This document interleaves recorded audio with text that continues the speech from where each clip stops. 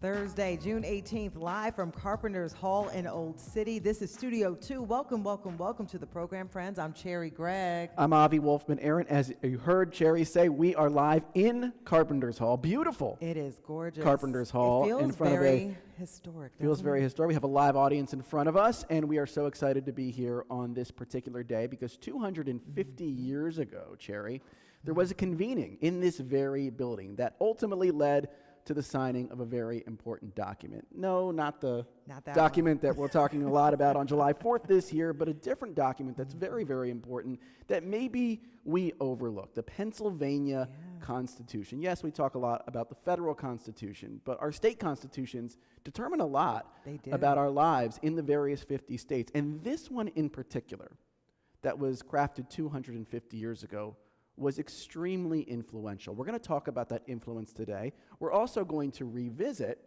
what it was like to build this revolutionary document 250 years ago. We've got a couple of great experts. We're really excited to bring you that conversation live from Carpenters Hall. Feels good to be here on an actually very important day 250 years ago. It brings you closer to everything that's happening this summer. You start to feel the history almost on your skin a little bit, and it's really nice to be here. And this is a beautiful building, by the way. You got to check it out.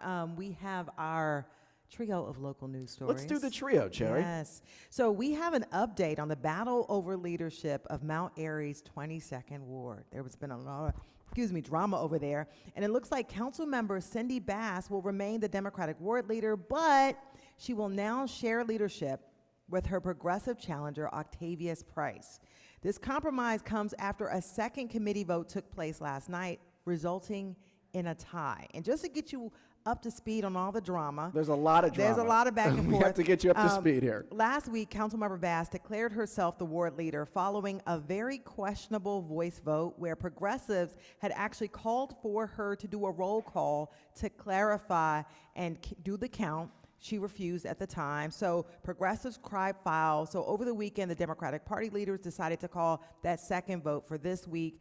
Meanwhile, a story broke about a progressive activist visiting a committee person and offering to pay him money and encouraging him to vote against Bass. Okay, there is actually video of that encounter that was published by the Philadelphia Inquirer. So that committee person's vote would have been a tiebreaker, but he did not show up to Wednesday's meeting. As a result, there was a tie vote, 27-27. So now Bass and Price will run this ship, and they'll also jointly select a slate of leaders to serve as the ward's executive committee. Did you get all that? I think I did, but look, the reason we're talking about this story, and this is the second time we've talked about it during our trio roundup, is because it's become like this microcosm for so many things in Philadelphia politics. Oh my goodness. Sort of progressives versus the old guard, newcomers, open wards versus closed wards, and these types of fights are percolating all over Philadelphia right now. And then, of course, the 11th hour, you throw in some blatant corruption, it seems, and you've got sort of like the whole buffet of Philadelphia politics right there. Boy, do you hope that whatever this guy was doing, and we should be clear that the progressive challenger says that the guy who was attempting to maybe bribe the committee person is not affiliated with him. He did not direct him to do that. Let's hope that's true, first of all. But, you know, the whole idea is that the challengers here were trying to create a more fair and open system, that they were trying to move away from the old way of doing politics in Philadelphia. And then you have this thing at the 11th hour. So, like I said, we really do hope it's a one-off and not connected with the campaign here. Yeah, and by the way, Councilmember Bass says this is a win. She promises to work with everyone. Price also calls this a win. So hopefully everybody will start working together in the 8th Councilmanic District, because there's a lot of tension up there. So yeah. Well, look, the headline. This out. The headline is Democracy. The subtitle is Messy since 1776. Oh, that's real. And we are here, by the way, in this beautiful building. We're celebrating the year 1776. Obviously, this is a huge summer. A huge summer. For Old City Philadelphia in general, a lot of the great historical buildings in our city. Of course, folks can and should visit Carpenters Hall, which is open. Just down the street from us, I'm pointing east, I think, is the famed City Tavern, which was heard of that place. Very key meeting place for the founding fathers as they considered independence, sort of like the watering hole of the time. The tavern had been turned into like a functioning cafe and restaurant. Unfortunately, it closed in 2020, the pandemic, you know, a lot of places closed. According to the Philadelphia Business Journal, there is a last-minute plan in place to open an outdoor pop-up cafe with food and drink in the garden courtyard outside City Tavern. That's going to open in a week, June 25th. And so it's sort of an attempt to salvage this summer for City Tavern, which unfortunately it's not going to be fully open to the public. That City Tavern is a replica of the original tavern. The replica was built for the bicentennial in 1976. And so it's sort of telling, right, that they couldn't quite make it to 250 after opening for 200. And look, there's so many great historic sites we're surrounded by that have been preserved beautifully. But there's also been some preservation fails. You know, most notably, the Declaration House is not open to the public this summer, even though we are celebrating the creation of the Declaration. That's where Thomas Jefferson lived when he, you know, drafted the document. But on the positive ledger, right, the First Bank of the U.S. is slated to reopen on July 1st, just in time for the July 4th celebration. So it's a moment, I think, to realize what we have preserved and to acknowledge that not all the preservation efforts have been successful. Not everything is going to be open for July 4th this year. Yeah, and I think, you know, there's so many great activities happening around the 250th, but it's the little things like this, like not having the City Tavern available for folks to go inside when it's such a key meeting place for the nation's founding. That opens up, I think, some of the critique about the planning of the 250th. You know, but a lot of things happened. We had a pandemic. You know, there was some change in leadership. There was a lot going on. And so hopefully that pop-up will be nice. They're going to have people dressed up, you know, as impersonators. Colonial era food. Yeah, there's going to be all sorts of cool things. But I will say this, the Business Journal reported that they had been trying to get someone to take over the City Tavern. They had, you know, put out a request for a proposal, but nobody wanted to take over because they kind of need someone to lease it and to run it as a business, and no one wanted to do that. So maybe having this pop-up will catch somebody's eye. It could catalyze something, and it may, you know, start something so, you know, in another 50 years it'll be open. Who knows? Oh, another 50 years. I just thought about that for the first time. The 300th? OMG. Will we be here doing this show, the 300th? We'll see. I don't know. Like you said you will, Avi. I won't be there. That's what you said. All right, go ahead. Story number 3, Cherry. Story number 3. Soccer fans from all over the world, they have been sharing their opinions about Philadelphia as they flock here for the World Cup. Well, 2 Brazilian fans have a point of view that has gone viral because it's an unusual take on Philly. Take a listen to this clip from Fox 29. I'll hit it. The people are always happy and smiling, and everybody's so kind and warm, and the vibe of the city is so amazing. To be honest, this is the most beautiful city I've ever seen in my entire life. Like, I really loving this city. Wow. Wait. Are they talking about Philly? Let's recap. So these 2 gentlemen, they said it's the nicest, cleanest city they've ever been to. Most beautiful city. The most beautiful in the world that they've ever been to in life. And of course, we all agree. Of course. Now, to Philly's credit, we did clean up. This is you know what the company gets. Okay, when they come visit the house, so they got the best part of Philly, and everybody's on their best behavior.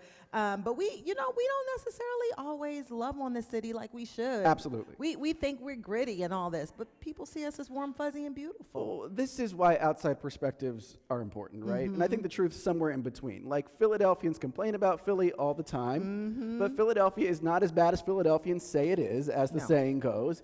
And so we're beautiful. And look, but at the same time, these gentlemen probably haven't seen all of Philadelphia. Oh, no. They haven't seen all the city has to offer, so they're getting a somewhat skewed perspective as well. We keeping them in the living room. Keeping them in the living room. Absolutely. Okay. Absolutely. So, look, the truth is somewhere in the middle, but I do appreciate this, and I was interacting with some Ecuadorian fans, I guess it was last weekend or something like that, when they were in town.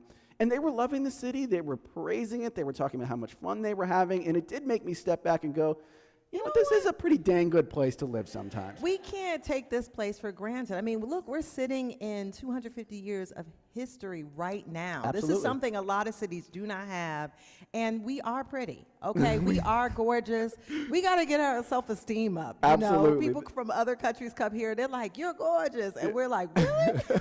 Me? And this old thing? Us? Yeah. 250 years old? But I will say the Brazilians, I can already tell their game is not until tomorrow. And there is already so many Brazilians in the city. Let me tell you, they are coming in force. These Brazilians do not mess around with the World Cup. So I welcome them. I thank them for their positivity. I look forward to making a trip to Brazil and giving you the same gift of an outsider's perspective, because I'm sure it's a beautiful country. Oh, yeah, the pressure is on. If you get, if the news, and I've been being nice. reporter Can I comes up just to you, say, you have to say something good about Brazil. I have been so nice to every tourist I've seen. I'm being extra nice. But that's why they're feeling the niceties. That's right. I'm going to be nice too. Yeah. Not saying I I haven't. want to give but people a there you very go. unrealistic perspective of Philadelphia when they're here. Speaking of Philadelphia and history, we are going to talk all about the Pennsylvania Constitution, how it came to be on the other side of this break. Don't go anywhere.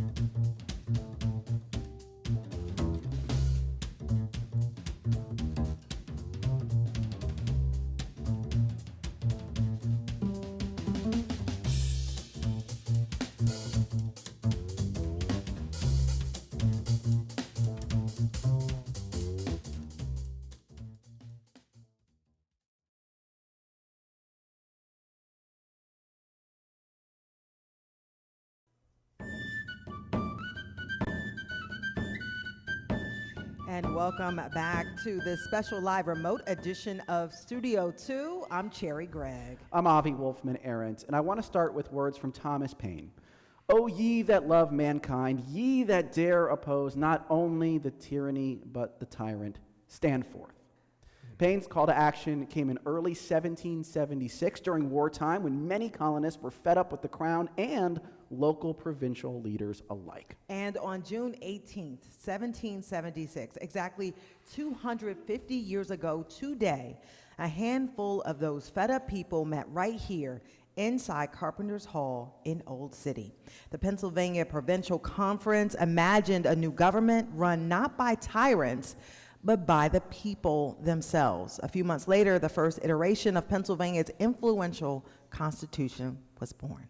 Today, we're going to hear about the radical first gasp at popular sovereignty in the Keystone State, the power struggles and ideological debates that surrounded it, and the lasting legacy of Pennsylvania's founding document. Joining us now is Christopher Pearl. He is a leading scholar in early American history, professor of history at Lycoming College, and author of Conceived in Crisis, the revolutionary creation of an American state.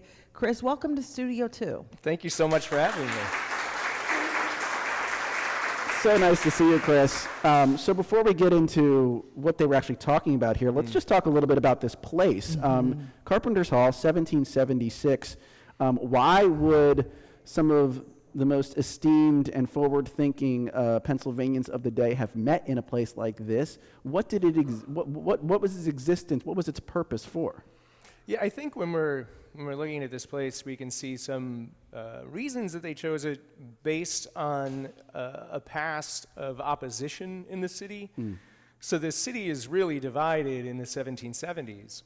And this place sort of epitomizes that division because when the Continental Congress arrives here in 74, right, the Speaker of the House of the Assembly, the State House, they want the Congress to go there, the first one. And there is some radical opponents to the Assembly and the Assembly's control of the political system of Pennsylvania writ large. And they offer the Carpenters Hall here.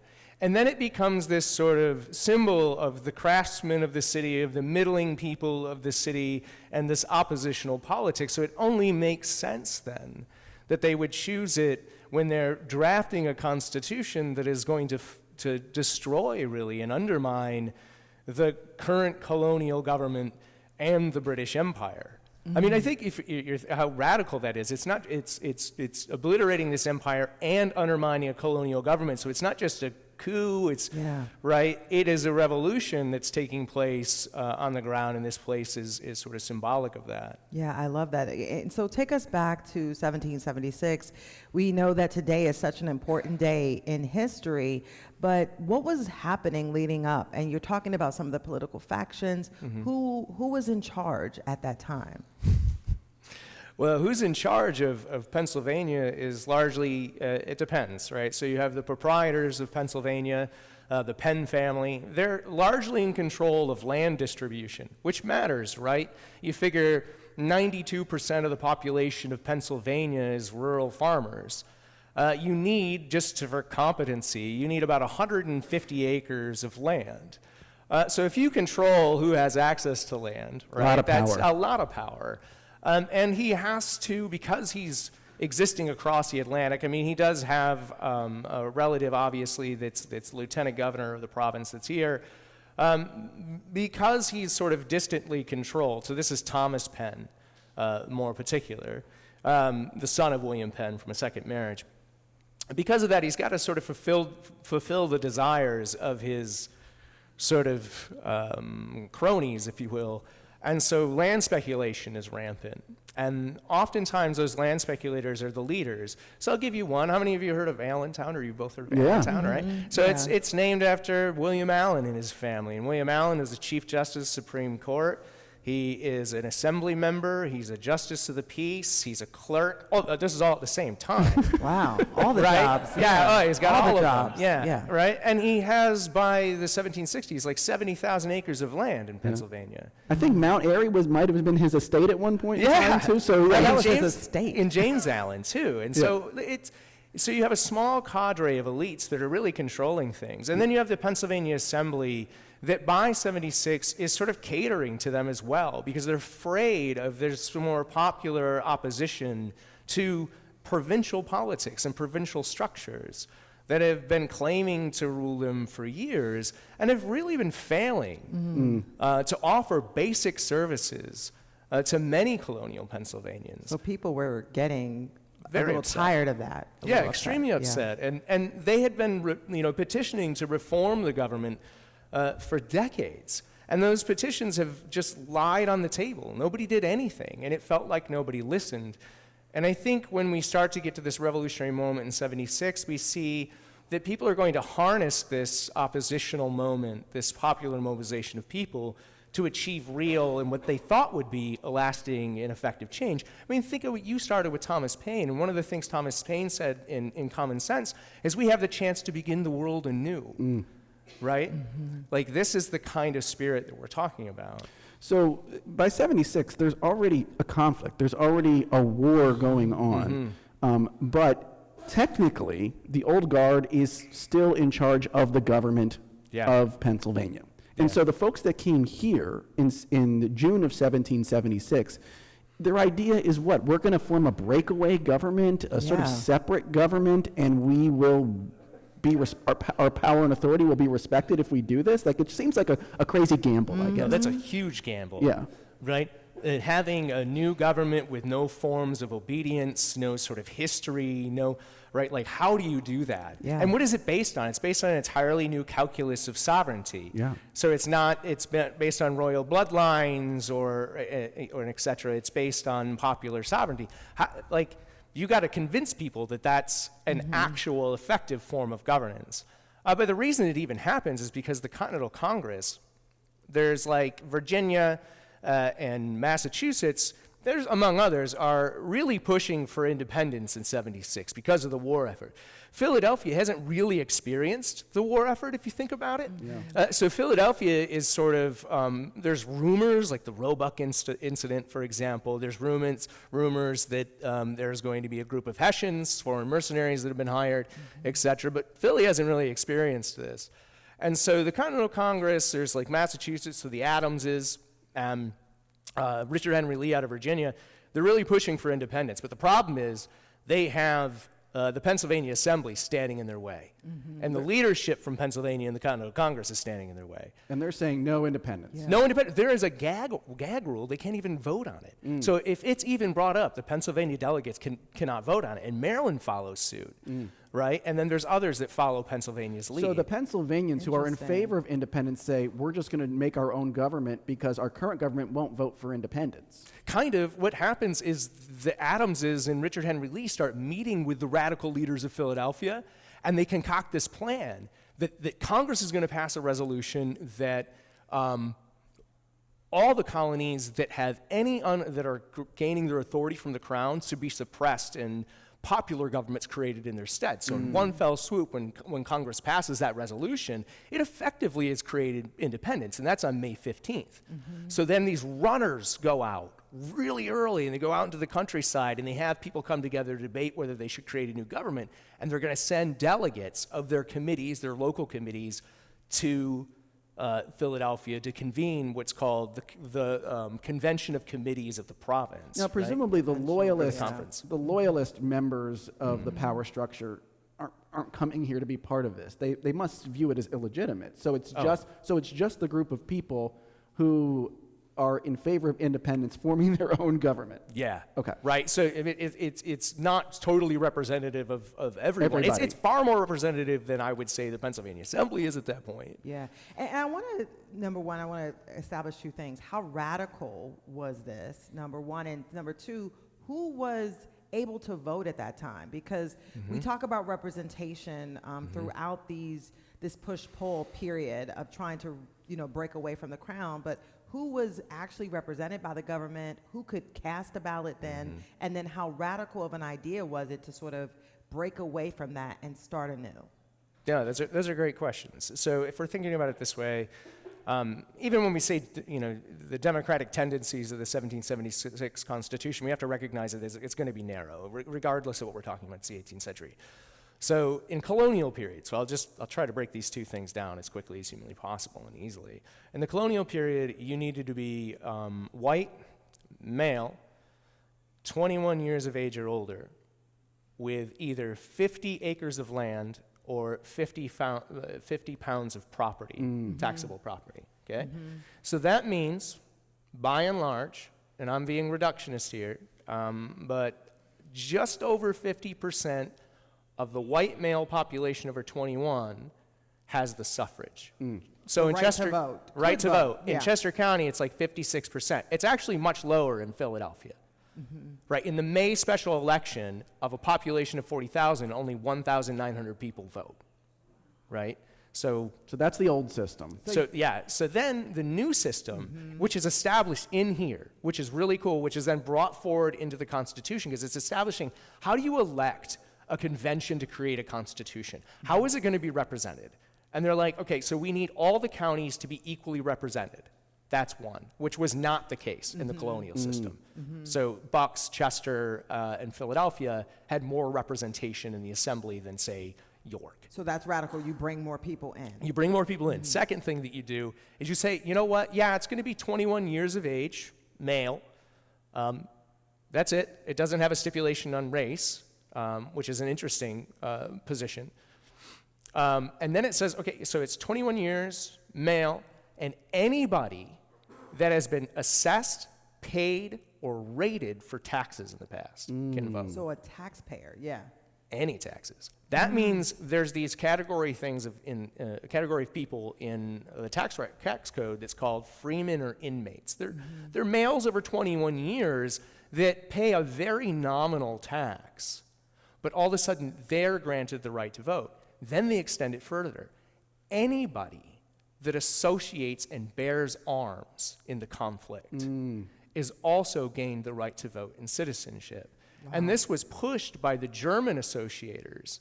So the Germans who had mobilized in battalions said that we too should have the right to vote that we haven't had for a little while, because there's been a problem with naturalization in Pennsylvania, and that's one of the things that's brought up in the Declaration of Independence, if you ever And so, read Chris, the you go books. from having, out of 40,000, 1,900 people being able to vote, right, in Pennsylvania, to opening up suffrage to people, to free black people, all sorts of people of color, people who have fought in the war, people who have paid any nominal tax.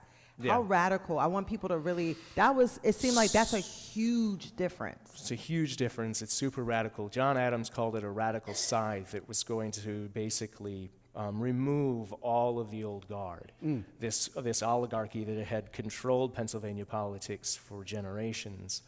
He said, John Adams said, the old colonial leaders were mowed down like grass before a scythe, which I think is a really interesting way to put it. But that didn't make it, think about this, that doesn't make it easy to govern now. You have a new government based on popular sovereignty, and with rookie statesmen, right, in a rickety, creaky union. So it's very hard to convince people that this is going to be successful in any meaningful way. Or that it has authority over their lives. I mean, Exactly. yeah. What makes you pay taxes? Yeah, yeah. Right? So, okay, so let's get into the Constitution part of it. So Sure. they come here and with some pretty high-minded ideas. They do. What are the big debate points as they're crafting this first Constitution? What are the major points of conflict? Okay, there's three major points of conflict. There's a lot more. People, tend, even, back then, not to get along. It wasn't a golden age. So the one thing that they really disagreed on and debated was what form the executive branch should take and what powers should it have. Should it be a plural executive with a president, or should it be a singular executive? Should that executive have veto power or not? Pennsylvania's Constitution says, you know what? It's going to be a plural executive with no veto power because it's a separate power itself. It enforces the laws. So you don't want it to have any authority over lawmaking, which a veto would provide. That's what the assembly will do, all right? So that's the executive. It would be war and enforcement of law. It's plural, and it doesn't have a veto. So then there's a debate, and these are really violent debates sometimes. And this is going to happen to carry out through the war and undermine the 76 Constitution. Then the other debate was, should you have a unicameral or a bicameral system? Legislature, yeah. Legislature. Two-party, Yeah, so yes. two houses. Houses, Do you want an upper house and a lower house, or you just want one house that is completely representative? Explain to folks why that's so important, because the idea of two houses in Britain is very, it's baked in, right? And still today. So why is that unicameral versus bicameral so telling? It's a check. It's a buffer on democracy if you have an upper house. Yep. Because it can check the aspirations and wants and representativeness of the lower house, which is going to be more immediately voted on population. This is when you get into how is the upper house elected versus how is the lower house elected. So when they're getting these debates, it's not just like there's two houses. There's a debate over how they're elected and who has the ability to be in the upper house, for example. Are you going to put property qualifications on the upper house, so you have to own 500,000 acres of land, or whatever? That would be absurd. 500 acres of land. Sort of a popular house and an aristocratic house. Exactly. But they say no. They say no. They say no. They say one house. But and then the other part of that gets debated is, how long should a person sit in office? And they're like, you know what? It should be annually elected. Can you imagine if we had annual elections today? Oh my goodness. We'd be pretty busy, Chris. all the time, running all the time. Yeah. No, thank you. And it was an annual election and a mandatory rotation of officers. So you couldn't serve out 5 out of every 7 years. So you'd have to be done. And this was an idea that if we are citizens of a republic that is totally voluntary, so citizenship is voluntary. It's not about where you were born. You decide. And if you've decided to volitionally become a citizen, then you are not just a citizen, you are also the state. Yeah. Right? We are a commonwealth. You are also the state. And so that means that you could potentially be a governor, a legislator, right? And so you want more people included in that political system, and so you have a rotation of officers with a mandatory one if you're saying that you can't serve more than 5 years out of 7. Yeah. I wonder how much of this idea that the government should be run by the people was injected into that. And then I also want to talk about the rights that were enshrined in this original document. So I think first and foremost, one of the first things the document, the Constitution says, this is that government, and I'm sort of paraphrasing here, but I'm going to use some of the words that's in it. I got to remember them. That government should be for the public as a whole and not for a set of men only or family, right? So it's not for just a set of people, it's for us all. And that's set right into the Constitution, and that's why we need a more representative body to represent all of our interests. Because if you only have a small cadre of elites that are in control, or a family network that is in control, they're going to operate the political system into their direction and their wants and desires. And they're making that statement directly reflective of what they feel like they've experienced in that colonial past and what they're trying to break away from. So we mentioned like they have this unicameral legislation. A lot of this stuff ultimately disappears, dissolves, right? And the Pennsylvania that we experience today, the way the government is set up is pretty different than what they conceived of 250 years ago. What do you see as the key lasting legacies of that original Constitution, which has now been amended and sort of tossed out and reformatted many times since? What you just said? The idea that the Constitution is that you can change it? It's immutable. It's mutable. It's a right of revolution. Right? That's written right into the Pennsylvania 1776, the Constitution, that if any government fails in its duties to protect the public as a whole and sets up any family, any class or set of men above the public's interests, it is the duty of the community to abolish or alter said government. It's written right into the Constitution. That sentiment, that very idea, is still in the current iteration of the Constitution for Pennsylvania. Yeah. And so when we're talking about these changes, so the Constitution's been through so many iterations. The very idea that that can happen, that those alterations can happen, is right here in that constitutional moment. So we can see that echo there, right? Because the Constitution has to reflect us and our needs and interests. And there were so many protections of individual rights, affirmative rights for individuals at that time. And I want you to put it in perspective of where Pennsylvania sort of stood, because we've said in introducing this that this was a laboratory for democracy. Where did Pennsylvania stand as far as influencing other colonies as different areas were creating their own constitutions? What kind of impact did Pennsylvania have as they were working their way through this document? Pennsylvania has a lot of impact, partly because of all the things that I've been talking about. Part of because you have to realize that in the colonial past, if you have a proprietor, that proprietor controls the land. And even when you purchase that land, you don't own it fee simple. It's not yours. You're paying quit rents, which are a feudal duty, sort of feudal remnant that you pay to the Penns perpetually. Right? You can pass down your property, but you never really own it. So when all of a sudden in this constitutional moment, you have these individual protections of property, right, written into it. And that's sort of a radical moment, plus all the other things I'm talking about. And so those rights and the way the government is structured, it influences Vermont, for example. Vermont's constitution, when it becomes its own independent republic and then finally included into the United States, uses Pennsylvania's constitution. Georgia, it uses Pennsylvania's constitution when it creates its first constitution. But the constitution's also sent up over to France, and the French, and I believe I'm right on the date on this one. I always get it wrong because there's so many French constitutions. Right during Revolutionary France, there's just a ton of them. But the French Constitution, I think it's 1793, is heavily influenced by Pennsylvania's Constitution. So, and you can understand that. I mean, Thomas Paine's definitely got a place in the history of Pennsylvania's Constitution. And Paine considered himself not a Pennsylvania revolutionary or American revolutionary, but a world revolutionary. Yeah. He was a citizen of the world. I mean, he makes his way over to France to influence a revolution there. So it only makes sense that Pennsylvania Constitution, which he touted, would have an influence there as well. So it's super influential as a document.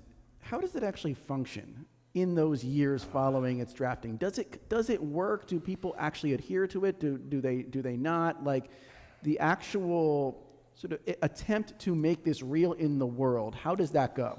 You got to realize they're creating an entirely new government in the midst of a civil war. Yeah. And they have no allegiance, they have no obedience in habits of opinion, right? The first president of Pennsylvania, well, the war president of Pennsylvania, Joseph Reed, was just aghast that he had all these divisions in Pennsylvania over the Constitution, over the Revolution, right? Even stalwart independents didn't really want this Constitution. They saw it too democratical.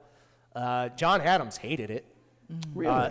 John Adams hated the Pennsylvania Constitution. He said it was too democratical. Yeah. He also didn't like Thomas Paine. He called him a mongrel.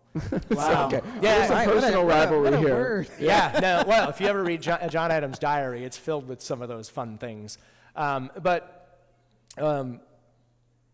It's very difficult on the ground to get the Pennsylvania Constitution to work during the midst of war, because one of the stipulations is that if I pass a law, let's say I pass a law right now, I have to print that for the public, and I can't pass it until the following year. Oh, gosh. Yeah. That's kind of impossible in the midst of war when you need to be provisioning the army, you need to mobilize troops for war, right? This makes things very difficult. Yeah. Yeah. It also, something that we need to recognize is there needs to be some sort of institutional knowledge, right? So when we're governing or when we're administering anything, institutional knowledge is something that we would want. Yeah. So if we have a mandatory rotation of officers and they're moved out every few years, we have annual elections in which you get complete turnovers of the legislature, that makes it actually very difficult to govern, because that means 1 year a law is passed. The next year, because the opponents get inside, because there's two political parties now in Pennsylvania by 78, the other political party gets in and they just get rid of the law. And then it makes it very difficult to figure out what law should we be following. Yeah. So it's an experiment in governance. It is. Very influential one. And I just want to thank you so much for setting the ground for us, Chris. This is so Yeah, fascinating. it is. Thank you very much for That having is Christopher Pearl, Associate Professor of History at Lycoming College, author of Conceived in Crisis, The Revolutionary Creation of an American State. Chris, thank you so much for joining us today on Studio 2. Oh, thank you so much for having me, letting me sit in this wonderful chair. Yeah, and coming up after, I love our live audience. Coming up after a short break, 5 overhauls and 113 amendments later, we'll unpack the legacy of our original 1776 Constitution and look at why many legal experts turn to state constitutions like Pennsylvania's to protect civil liberties. More Studio 2 is coming up in just a few moments.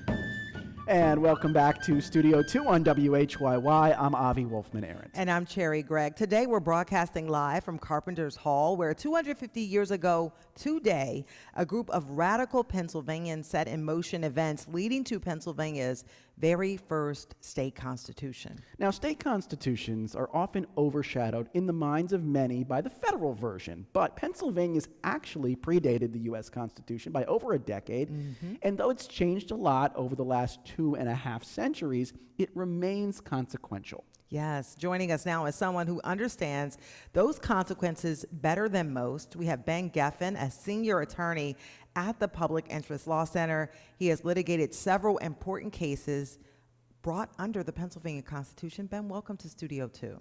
Thanks, it's a pleasure to be here. And so we just sort of laid the foundation, and many Americans do not know very much about their state constitutions. I want you to tell us, why should people care a lot about their state constitution? Every state has a constitution, and often they say a lot more and go a lot further than the U.S. Constitution. The U.S. Constitution sets a floor for individual rights, for example, but state constitutions can and do go over and above the U.S. Constitution in protecting individual rights and protecting our civil rights and civil liberties. So give us some examples of where Pennsylvania provides added protection over and above what the federal Constitution does. Sure. A few minutes ago, we heard Professor Pearl talking about the right to vote. The U.S. Constitution, a lot of folks don't know, nowhere gives an affirmative right to vote. Every state constitution has some language protecting the right to vote, and the language from Pennsylvania's constitution guaranteeing free and equal elections has been influential, and that same language has been imitated by a lot of other states in their constitutions. So the U.S. Constitution prohibits states from denying the right to vote on the basis of race, sex, poll tax, etc., but it doesn't ever affirmatively grant that right, and so you have to look to state constitutions as the fundamental place where the right to vote exists. So this is the difference between negative and positive rights. And so why is that consequential when you're bringing a case? Like, what would be the difference between saying you can't deny someone the right to vote versus you must affirm the right to an election or a free and fair election? Sure. So I can give one example. In full disclosure, I represented the plaintiffs in this case back in 2012, 2013. But in that era, Pennsylvania passed a law that would have imposed the strictest requirement for showing photo ID to vote in the country. Potentially many thousands of Pennsylvanians would not have been able to obtain that ID, at least not in time for the next election.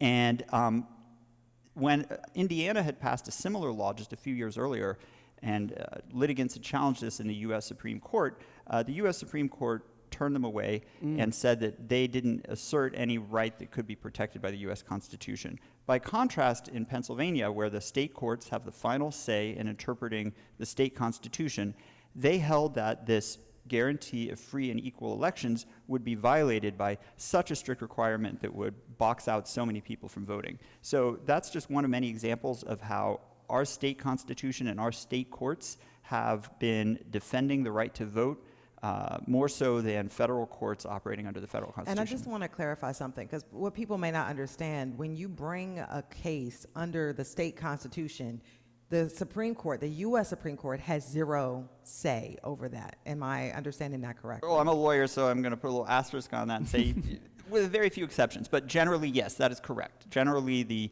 state Supreme Court, in whatever state you're in, has the final say to interpret the Constitution and the laws of that state. Yeah, that's a big coup for a lot of things. And I guess unless there's something about that state constitution that the U.S. Supreme Court says is in violation of the federal constitution, and then that would be supreme. But for many, many issues, right, the final backstop is the state Supreme Court. That's exactly right. Okay, so let's talk about some of the other clauses in the Pennsylvania Constitution that have turned out to be really consequential in recent cases. There's a clause in there about education. It says the General Assembly shall provide for the maintenance and support of a thorough and efficient system of public education to serve the needs of the Commonwealth. Now, I don't think you'll find anything like that in the U.S. Constitution. No. So why is that little clause in the Pennsylvania Constitution consequential? Thank you for bringing that up. And again, full disclosure, my office did represent clients in a case involving this.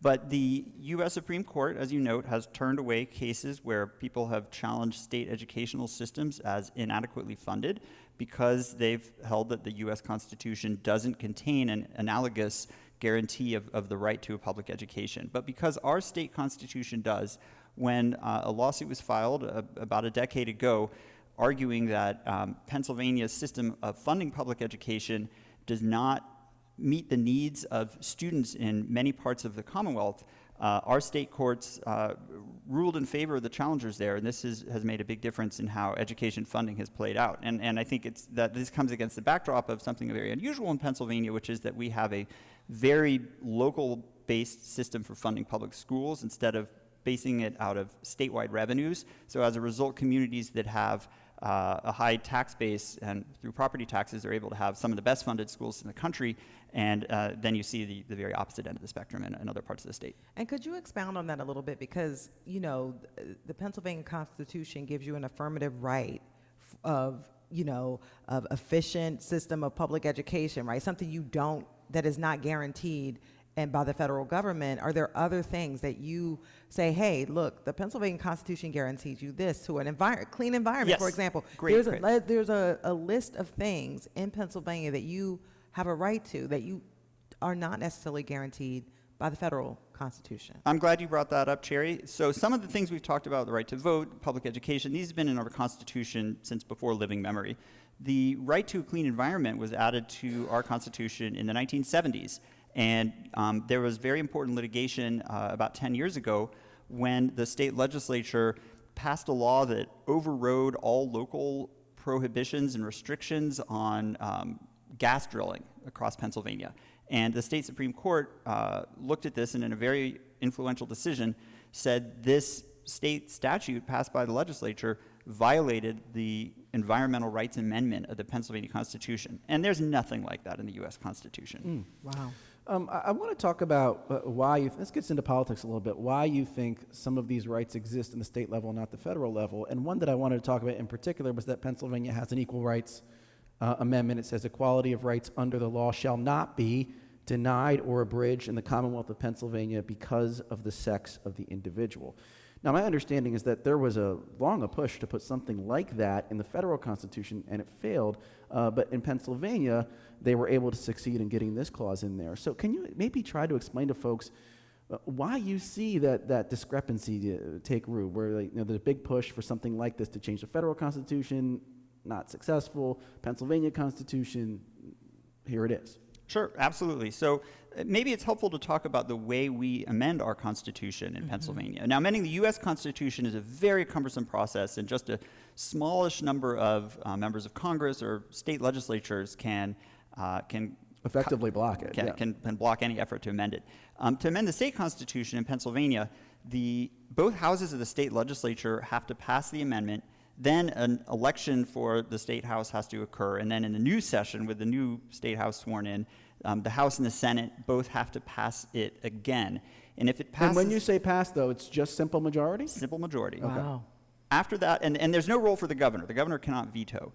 After that, it goes to a ballot question. So every voter in the state at the next election has the opportunity to vote yea or nay, and if the voters approve it, it becomes part of the state constitution. And again, simple majority will do? Simple majority. So there's lots of different simple majority votes, but you never need to clear some sort of 60, 65, 75% threshold at any point in the process? That's right, but in Pennsylvania, unlike in some other states, particularly in the West, there's no citizen initiative process. So some people are familiar that in other states, ballot initiatives, things like people that. you can go out and get a bunch of signatures and bypass the legislature and put a question right on the ballot.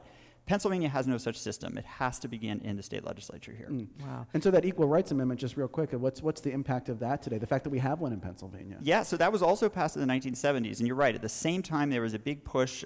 They got very close, but not quite there, to amend the U.S. Constitution.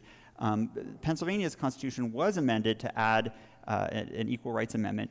And just a couple of years ago, the Pennsylvania Supreme Court held that our Equal Rights Amendment includes a fundamental right to bodily autonomy in the reproductive rights context. And so that came just shortly after the Dobbs decision overturning Roe v. Wade, and has been a case that I think folks in a lot of other states have looked at when they've brought cases around the right to an abortion under their state constitutions. Yeah, if we want to expound to that, I mean, there are so many we're seeing a pullback on individual rights by this U.S. Constitution. This U.S. Supreme Court, and a lot of people are concerned, questioning whether gay marriage will still exist, abortion rights, so many different rights. So how should people be looking at state constitutions? As someone who's used the state constitution to expand rights of individuals throughout the Commonwealth, how should people be looking at these state constitutions and trying to protect rights, at least within their individual states? Absolutely. And, in a way, this is kind of a return to the normal in American history. In the earlier years of this country, state constitutions and state legislatures, that's where the action was. And the federal government was kind of an afterthought in a way. And it's really only been in the 20th century that the federal courts and the federal legislation has assumed such a paramount space in our heads. And maybe this is getting back to normal, getting back to basics. But one thing I think a lot of folks don't appreciate in Pennsylvania is just how significant our state judiciary is. Every judge in Pennsylvania is an elected judge. We don't have the appointment that you see for the federal courts. They're elected by the voters. And those elections take place in odd-numbered years. Not the exciting elections where we're voting for a governor or president or Congress. These are those low turnout, off-year, odd-year elections. And if more people pay more attention to their races, whether it's for their local county court of common pleas or for the state Supreme Court, and turn out and vote in those odd years, that has an enormous impact on the development of the law across Pennsylvania. Yeah, and I just recall that we had a Pennsylvania Supreme Court election. It was a retention election. That's right. 3 Democratic judges were up. They were fighting. They thought, they were being attacked, and they were very nervous. And we realized that this court has done a lot in Pennsylvania with regard to voting rights. You talked about the voter ID case. With regard to education, are there other big issues that you see that could be consequential coming up down the pike in Pennsylvania? Absolutely. There's really no end to them. But another important area is criminal law.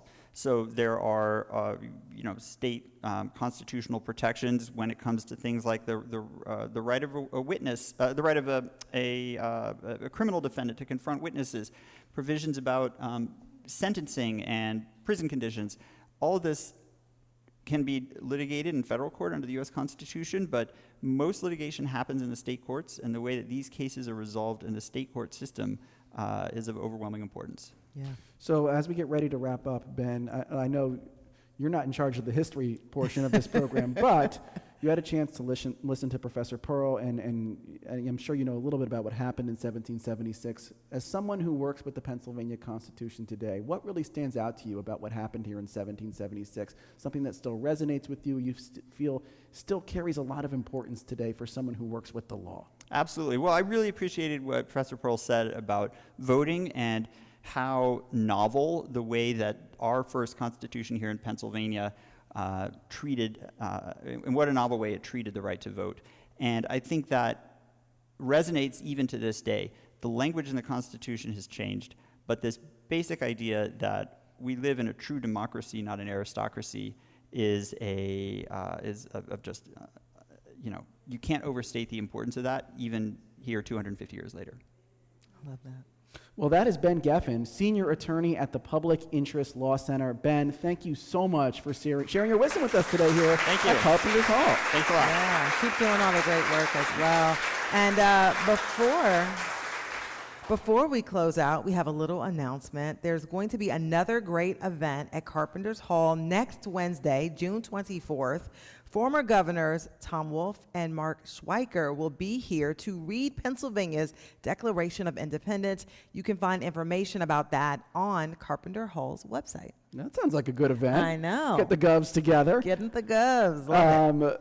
We have to thank the people that run our show. Absolutely. Not the state of Pennsylvania, but our show. Studio 2 is produced by Debbie Builder, Hazel May Bryan, and Paige Murray Bessler. Our executive producer is Kevin McCory. Our engineers today are Tina Caliquet, Charlie Kyer, Al Banks, Mike Schiffler, Dan Rosenthal, Theron Lewis, and Ben Call. We're in charge of shooting this beautiful event. I know, that's right. It takes a village, as you can see. Yes. And we have a big, big thank you to Michael Norris and Emily Winters and everyone here at Carpenters Hall for hosting us today. From Studio 2, live from Carpenters Hall in Old City, I'm Cherry Gregg. I'm Avi Wolfman-Arndt. Thank you for joining us. We'll be back next week.